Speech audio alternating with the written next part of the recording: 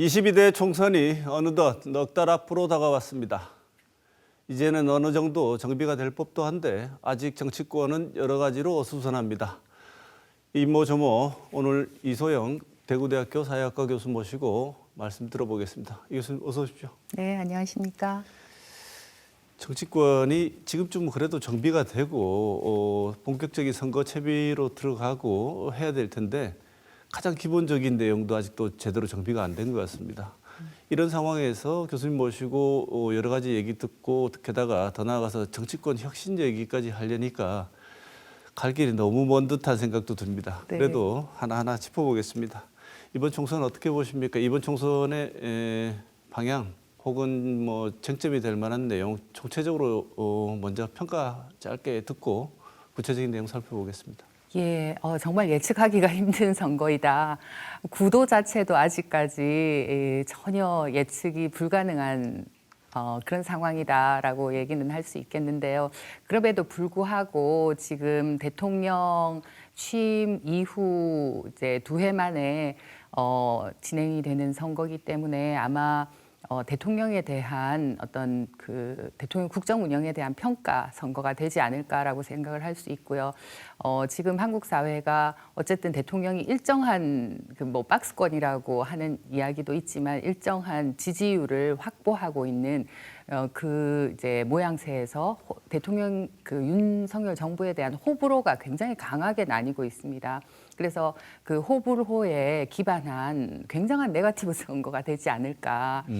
그 사이에서 정책은 좀 사라지고 우리 유권자에게 좀 희망을 줄 수 있는 선거가 되었으면 하는데 그런 기미가 잘 안 보인다. 예, 그렇게 정리를 해보겠습니다. 네, 아까 말씀하셨듯이 선거에는 구도, 인물, 게다가 조금 더 있으면 바람 이렇게 세 가지 뭐 얘기를 하던데 구도가 아직 정확하게 나오지는 않은 것 같은데 어떤 구도일 것 같습니다. 네, 선거 제도가 사실 아직 확정이 안 됐기 때문에 선거 제도에 따라서 제3당이 부상을 하느냐 안 하느냐가 결정될 수 있는 그 여지가 있기 때문에 뭐 새로운 바람이 일 것인가 그렇지 못할 것인가를 예측하기는 상당히 어려운 상황인 것 같습니다. 다만 그 여당과 야당의 입장에서 보면은 여당 같은 경우는 사실 이제 대통령의 지지율을 얻고 가야 되는 선거가 될 수 있는데 그게 안 되기 때문에 지난 이제 뭐 대통령 취임 이후에 국회에서 여당이 야당의 방해로 아무것도 못했다. 그러니까 이제는 여당을 밀어줘가지고 뭔가 국정 운영을 추진력 있게 해 나가야 될 때가 되지 않았느냐 하는 그런 이제 야당 심판론 비슷한 부분이죠. 그렇게 나갈 것이고 이제 야당의 입장에서는 뭐 말할 게 굉장히 많지 않습니까? 사실 대통령에 대한 그 뭐 그냥 지지율의 문제가 아니라 대통령이 잘못하고 있다라고 생각하는 그 비율이 항상 지금 상당히 높게 나오기 때문에 그런 이제 비율을 기반으로 해서 정권 심판론을 들고 나올 가능성이 이제 아주 크다고 보겠습니다. 그렇게 구도가 잡힌다 하더라도 또 한편에서는 지금 유권자들이 야당에 대한 또 그런 어떤 호의가 또 굉장히 높은 편이 아니지 않습니까?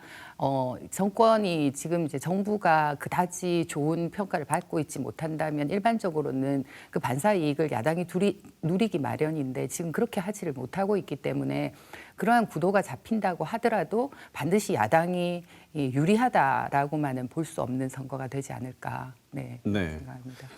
지금 민심 방금 말씀하셨습니다만 국민들 일반이 가지고 있는 생각과 그 생각을 선거에서 담아낼 수 있는 정치적인 어떤 구체적인 구도 이게 제가 듣기에는 이 거리가 있는 것 같습니다. 네. 국민들 입장에서는 말씀하셨다시피 대통령에 대한 국정 수행 지지율이 안 좋은 것이 야당에 대한 지지로 이어지는 것도 아니고 야당에 대한 지지 역시 사실은 뭐 대통령에 대한 지지 못지않게 지지부진한 상황인데 이런 상황에서는 또 다른 탈출구나 선택의 기회를 열어줘야 되는데 본인들이 지지받지 못할 걸 잘 알고 있는 여야가 선거 제도를 통해서 그런 분출 가능성을 아예 막아버릴 수도 있을 것 같은데 그럴 가능성 높다고 보십니까? 아주 높다고 보입니다.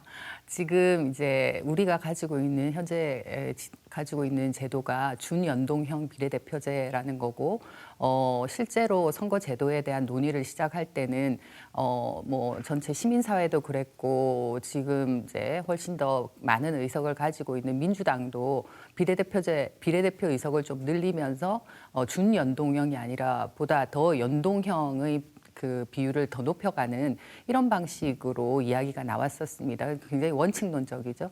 그렇지만 이 선거 제도를 논의하는 과정에서 서서히 거대 양당 중심으로 이제 그 국회가 구성될 수밖에 없는 병립형 비례대표제로 지금 의견이 모아지고 있는 그런 모습을 보이고 있습니다.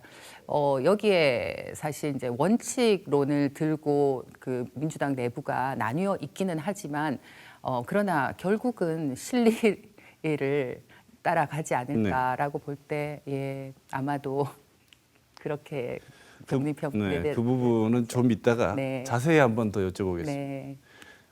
이 선거 결과가 어떻게 되든 간에 이번 선거 이후에 국정 운영은 이전과는 달라질 거라고 보십니까? 선거 결과가 어떻게 되든지 두 가지 경우이겠네요. 하나는 국민의힘이 기대보다 좀 선전하는 경우, 또 하나는 국민의힘이 사실 굉장히 크게 패배하는 경우, 두 가지 경우 다 지금보다는 훨씬 다른 모양새를 가지게 될 수밖에 없겠죠. 국민의힘이 이제 승리자가 된다고 하는 거는 지금 국정 운영에 엄청난 힘을 실어주게 되는 것이고, 그러면서 이제 윤석열 정부의 어떤 정책을 추진하는데 굉장히 이제 유리한 그런 고지를 점할 수 있다라고 하는 게 하나 있겠고요. 지금 이제 국민의힘이 또 패배한다, 야당이 이긴다라고 할 때는 뭐 누구나 예측하고 있습니다만 레임덕이라는 얘기가 나올 정도로 국정 운영에 굉장한 문제가 발생한다. 국정 운영의 문제뿐만이 아니라 사실은 국민의힘 안에서의 권력 구조의 변화가 예상되기 때문에 상당한 그 어떤 여당의 풍파가 예상되는 거죠.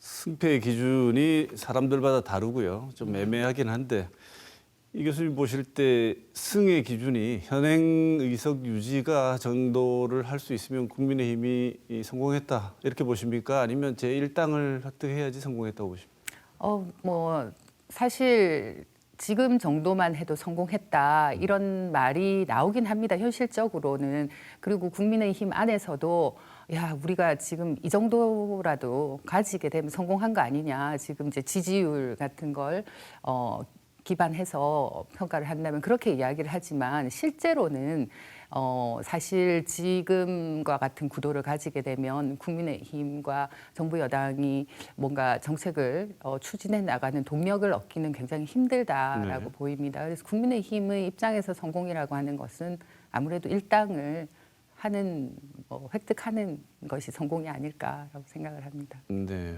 그렇게 목표를 잡으면 성공 못했다고 얘기를 들을까 봐 자꾸 목표를 낮춰잡는 것 같은데. 그렇습니다. 네, 그건 좀 이따가 다시 한번 여쭤보겠습니다. 우리 지역 문제 얘기 한번 해볼까요? 내년 대구 경북 총선에서 가장 중요한 이슈 뭐가 될 것으로 보십니까?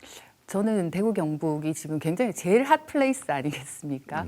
선거를 앞두고 이런 적이 없었죠. 그런데 굉장히 왜곡된 방식으로 핫한 장소가 됐습니다. 여기만 나오면 무조건 다 찍어줄 거니까 누가 나오느냐를 가지고 지금 뭐 신당을 창당하겠다는 이준석 대표도 여기 왔다가 또 여기 현역 의원들에게 자꾸 물러나라. 우리가 지금 넣을 사람이 있다라는 것 때문에 지금 굉장한 긴장감이 도는 지역인데요. 저는 우리 지역의 그 어떤 관전 포인트는요.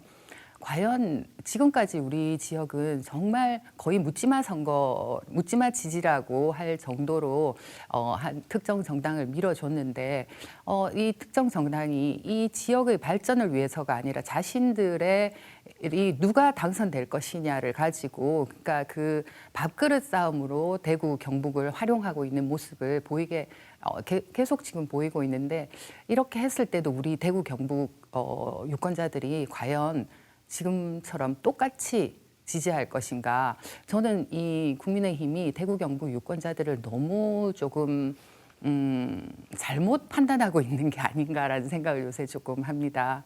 그래서 그게 관전 포인트. 저에게는 가장 큰 관전 포인트가 이렇게까지 대구 경북을 함부로 대하는데도 대구 경북이 여전히 똑같이 지지를 계속 해줄 것인가라고 하는 것이 저는 관전 포인트입니다. 옛날 같지 않은 모습을 보일 것이다.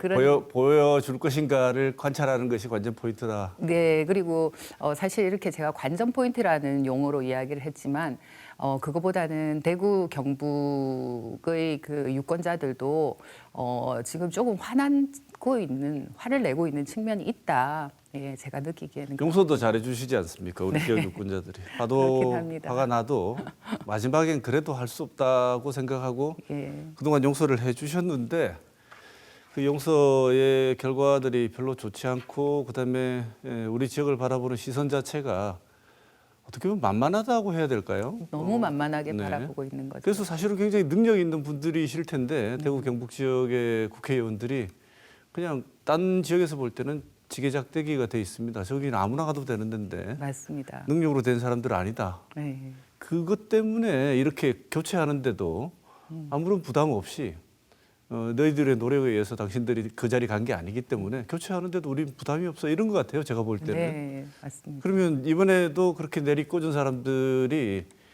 우리 지역을 위해서 이렇게 고민하고 헌신을 해도 언제든지 다음 총선에서 또다시 비슷한 일이 벌어질 수도 있을 거라고 생각할 수 있을 텐데 국민의힘 그래서 흉흉합니다. 소문이. 네. 뭐 2명 남고 다 바꾼다는 얘기도 있고요. 2명은 남을 수 있을까 이런 얘기도 있고요. 또 뭐 어느 정도 희망적인 얘기들은 숫자가 조금 더 나오긴 하는데 생각보다 예전에 교체 규모에 비하자면 좀 막 클 것이다 폭이 이런 얘기들이 있는데 교수님 보시기에는 어느 정도 컷오프 될 거라고 보십니까? 그거를 예측하기는 상당히 힘든데 거기 안에 들어가는 변수가 있을 것 같습니다. 사실 이 윤 대통령은 혁신위를 만들 때만 해도 마음대로 될 거다라고 좀 생각했을 건데 사실은 혁신위도 거의 실패로 끝나지 않았습니까? 네. 그런 것처럼 누구를 이제 공천하기 위해서 다른 사람 지금 현역 국회의원들을 물갈이하는 그 비율이 굉장히 클 때 우리 대구 경북뿐만이 아니라 국민의힘 전체 지지도에 미치는 영향이 굉장히 클 것 같습니다. 그랬을 때 국민의힘 지지도 또는 여론 형성 과정에서 거기에 대한 반발이 너무 심하거나 또 굉장히 이제 국민의힘에 대한 그 어떤 뭐 지지도가 굉장히 낮아지거나 할 때는 이걸 그렇게 큰 규모로 물갈이를 하기는 힘들 거다라고 생각이 듭니다. 그래서 이게 앞으로 추이를 보면서 해야 되고 그와 동시에 이제 여론의 지지도 여론의이지만 국민의힘 안에서의 반발을 어떻게 가지고 갈 것인가라고 하는 것이 아직 남아 있기 때문에 사실은 조금 제가 보기에는 정치 초년생의 그 대통령이 조금 너무 가볍게 생각하는 측면이 있지 않나라는 그런 생각을 합니다. 네.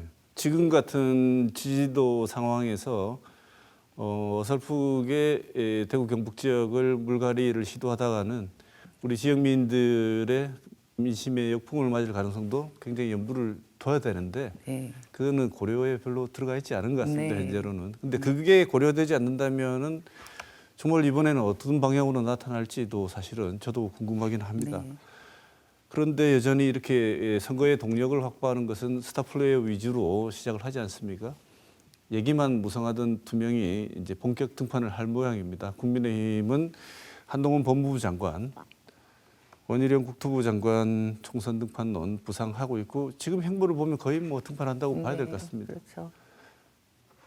효과가 좀 있을 것 같습니까?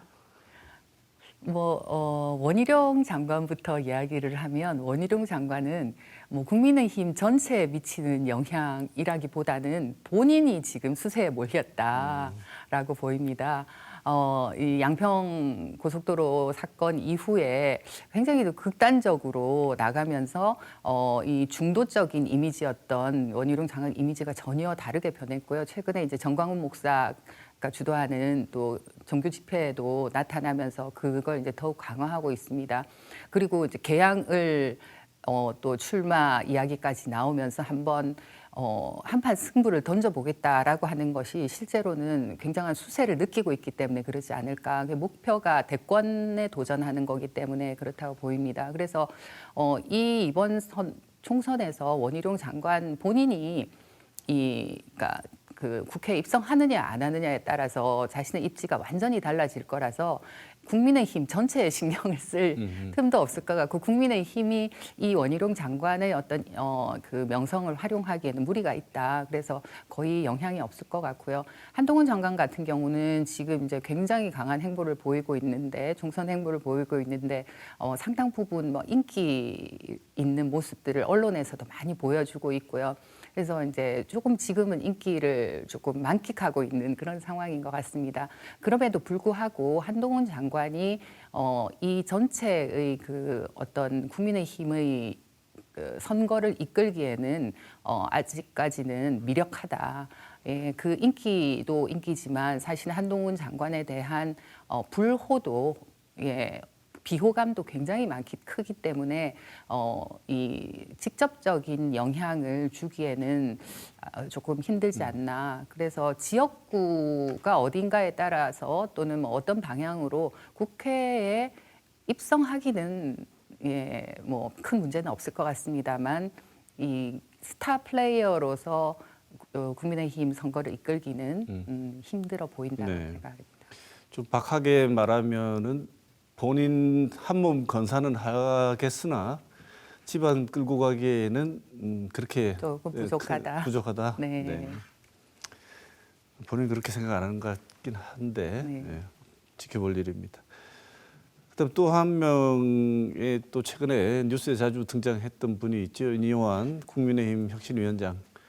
뭐 여러 가지 안도 내놓고 처음에는 아주 그냥 강력하게 호기롭게 시작을 했습니다. 중진들 그냥 좀 뒤로 가시라고 얘기도 하고 했는데 지도부가 중진들이 역시 정치 내공이 만만치 않은 것 같습니다. 지금 무슨 얘기하냐고 버티기를 시전을 하고 난 뒤에 결국 모양을 보게 되면 윤희환 국민의힘 혁신위원장이 완패를 한 듯한 모습인데요. 41만 해산했습니다. 그러면 사람들이 평가하는 것처럼 김기현 대표 체제로 중진들의 입김을 어느 정도 수렴해 가면서 김기현 체제가 주도하는 걸로 봐야 될까요? 용산 대통령실이나 용산 관계자들의 영향보다는 당대표 체제로 선거 치른다 이렇게 보는 게 맞을까요?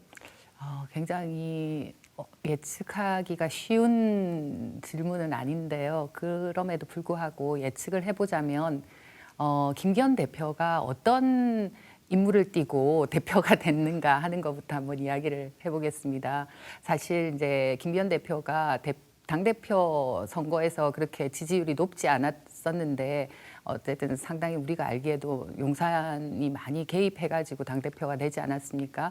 그렇게 했을 때는 용산의 의사를 김기현 대표가 그대로 잘 반영을 할 것이다라는 그리고 해야 한다라는 그런 기대감 속에서 대표가 됐는데 이번 이제 혁신위 안과 이제 충돌을 하면서 그런 모습을 보이지 못했었는데요. 그래서 지금 현재는 이제 뭐 대통령실과 조율을 하면서 인요한 혁신위원장이 혁신위가 이제 끝나는 걸로 조율이 됐습니다만 이걸로 끝나기는 쉽지 않을 것이다라고 생각을 합니다. 그래서 김기현 대표가 또 다시 어떤 충돌적인 부분이 만들어진다거나 그렇게 했을 때는 사실 용산으로서는 조금 다른 선택을 할 수도 있겠다. 비대위라든지 그런 가능성도 남아 있다고 생각을 하고요.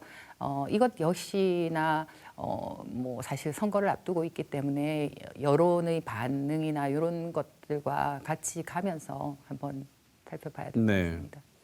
비대위에 안 가려고 장치는 많이 해놓은 것 같은데 김기현 대표가 맞습니다. 지켜볼 일입니다.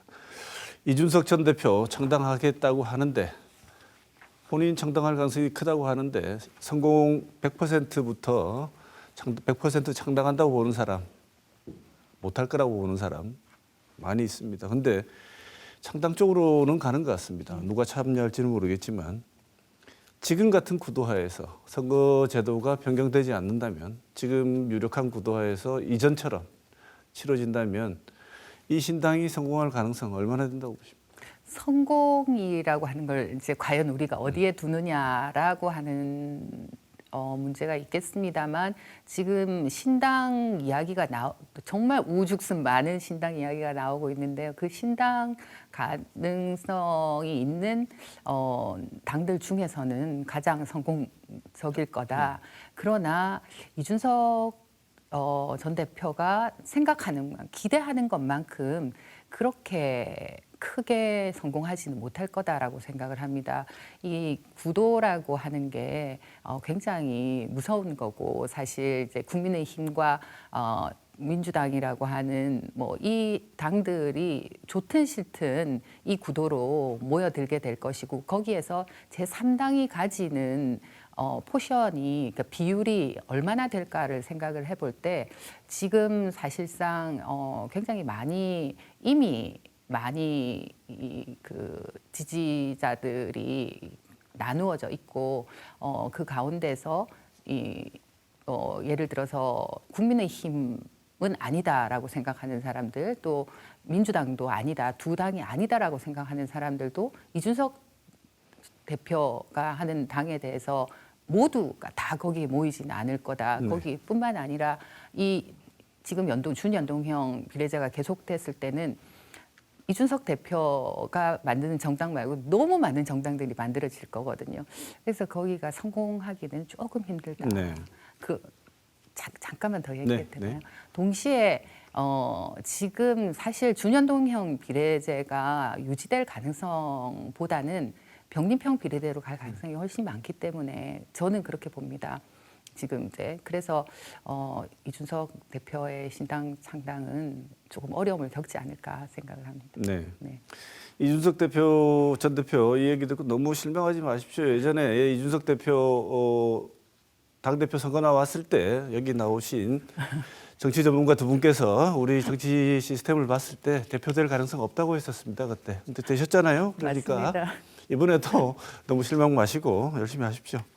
자, 민주당 얘기 한번 해보죠. 아까 말씀하시다 말았는데 민주당 어떻게 될 것 같습니까? 이 상황이 뭐 여러 가지 점치고 있는데 짧게 민주당 전망 짧게 한번 해주시죠. 네, 뭐 선거 제도로 지금 나뉘어져 있지만 그렇다고 선거 제도로 나뉘어져서 금방 분당될 것 같이 보이지만 실제로 이 거대한 정당에서 나가서 내가 다른 곳에서 둥지를 틀면서 선거를 할 수 있는 사람은 얼마 없습니다. 그래서 제가 생각할 때는 사실 민주당이 결국은 뭐 정리가 되는 방향으로 나갈 수밖에 없다. 그리고 다른 옵션이 없기 때문에 뭐 지금 전 국무총리들께서 신당 이야기를 하고 있지만 저는 그 신당은 거의 불가능할 것이다라고 생각이 들고요. 결국은 민주당 안에서 이러나 저러나 공천이 시작되고 이재명 체제에서 시작되지 않을까. 다만 한 가지 변수는 이 이재명 대표의 사법 리스크를 실제로 검찰에서 어떻게 어느 정도나 파고 들고 나올지 총선 전에 그거와는 조금 이제 그게 큰 변수가 될 수는 있겠습니다만 큰 변화 없이 이 체제로 가지 않을까라고 생각합니다. 네. 그러면 옛날 방식으로 돌아갈 가능성이 훨씬 크다. 선거제도에 있어서는. 선거제도는 저는 그렇게 보고 있습니다. 이미 약간 기울어져 논의가 기울어지고 있지 않나라는 느낌을 받았습니다. 시민사회나 그 야당 안에서도 굉장한 반대가 있지만 그러나 결국은 이 자리 싸움이고 비례대표의 숫자의 차이가 굉장히 큰 가운데서 민주당 지도부가 그것을 포기하면서 가는 것이 쉽지는 않을 것이다. 네. 네. 일각에서 비판하는 것처럼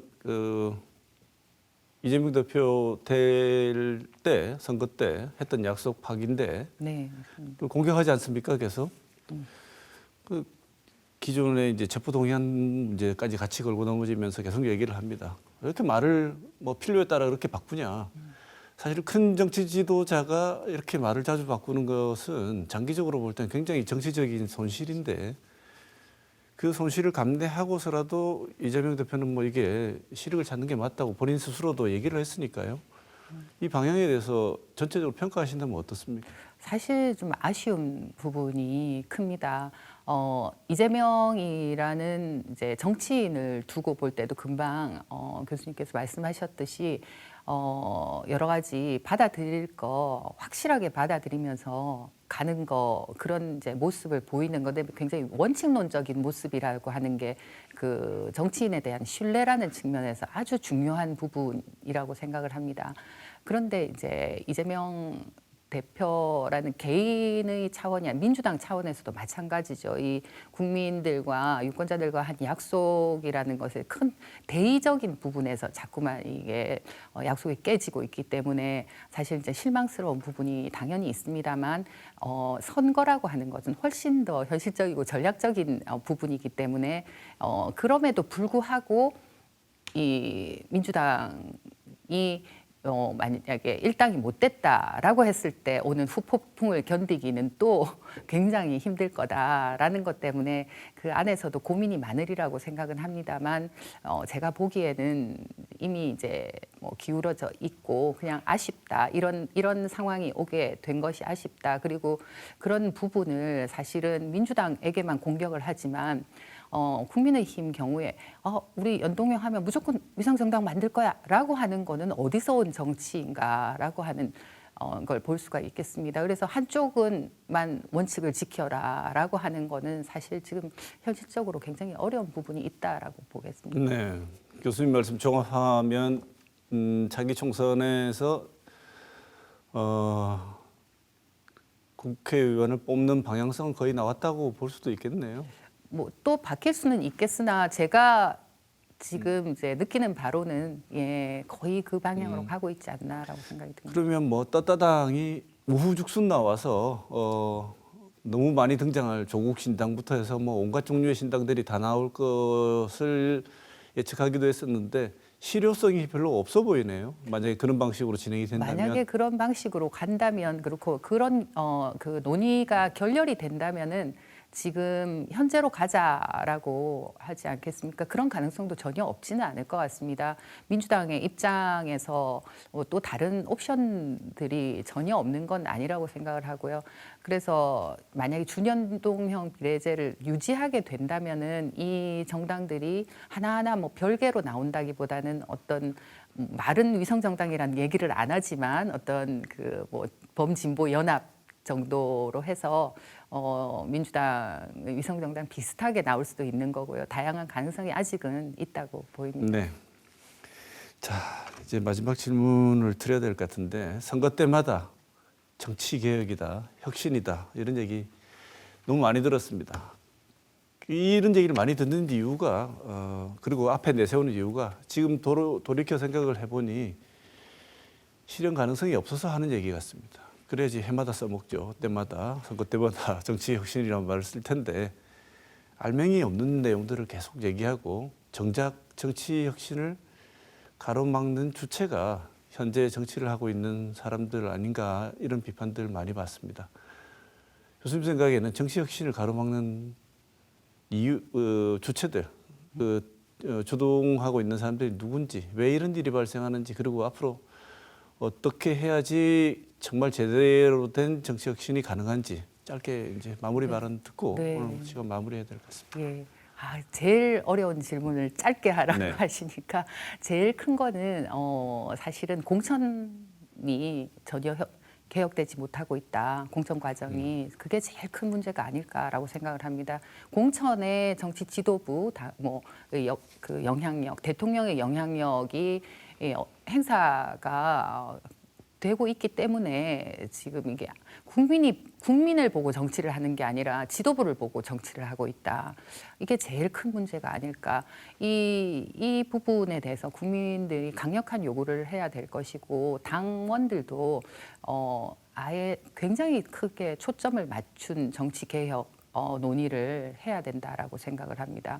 어쨌든 대통령이 여당의 공천에 개입하는 일이 없어야 된다. 그리고 정치 지도부가 개입을 하는 일이 없어야 된다. 룰을 정확하게 만들어서 진짜로 상향식 공천이 이루어질 수 있도록 정당 개혁이 이루어지는 것이 우리 정치를 깨끗하고 그리고 국민이 원하는 정치 방향으로 나가게 하는 가장 큰 요소이지 않을까라고 생각합니다. 네. 오늘 토크와이드 이소영 대구대학교 사회학과 교수 모시고 총선을 앞둔 정치권의 이모저모 살펴봤습니다. 교수님 오늘 좋은 말씀 감사드립니다. 고맙습니다. 네, 감사합니다.